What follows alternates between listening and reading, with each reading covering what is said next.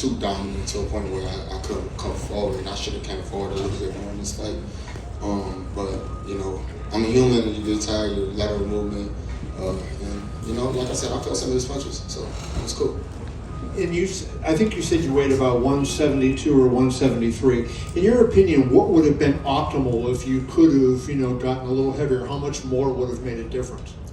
Maybe 5 pounds, possibly more. You know what I mean? I just felt his, you know, the same strength that he normally have. You know, like what we usually see. Like I said, I was testing myself in there, so you know, that is. Thank you. Question in the back. Jermell. I can't see. Oh, Stand by.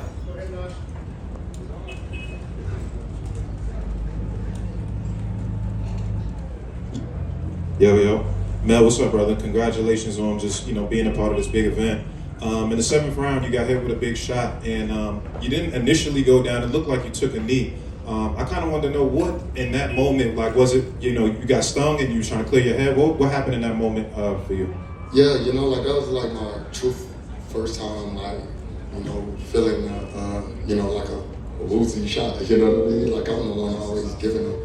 And so, yeah, I knew best. I watched boxing and been a part of it so long that, if I would have just jumped out there, I would have kind of embarrassed myself. So, or shit could have been different. But I was smart enough to regroup, recover, and I recovered really fast. Probably could have stayed up or whatever, but I would have just been fighting, trying to clear my head and still within head shots. Were you really hurt that moment? You came back and you threw a hook right after that seemed to land pretty good. You feel like you were still in the moment, like you were fine after that moment? Correct. Yeah, I was good. I get back up. It's nothing. I got my eyes back up. Get back up and continue to fight.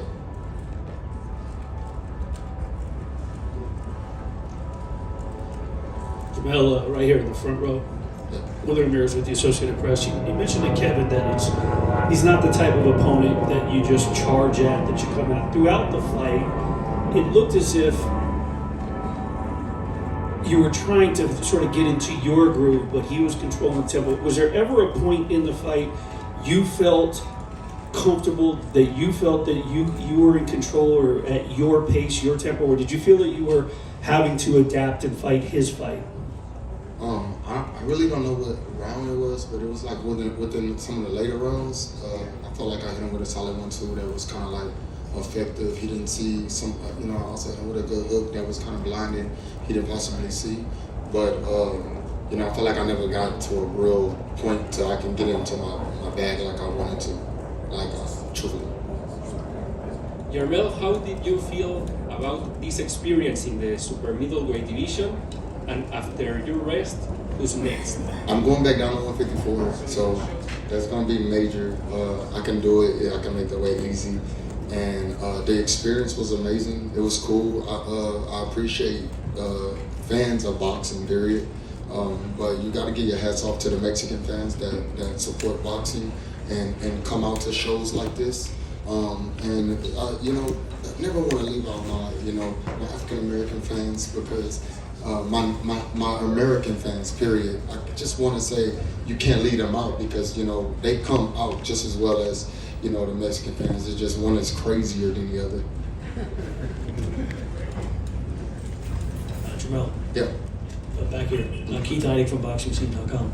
Jermell, at the higher weight that you were tonight, did you feel sluggish or anything, or how did you feel when you were moving around the ring? A little tad bit. I'm used to moving around much lighter, of course, but it was fine. I moved around. I was just trying to follow my game plan of my coaches, and a part of that was really coming forward, but moving around was a part of the game plan too. But I didn't, I felt the weight, of course.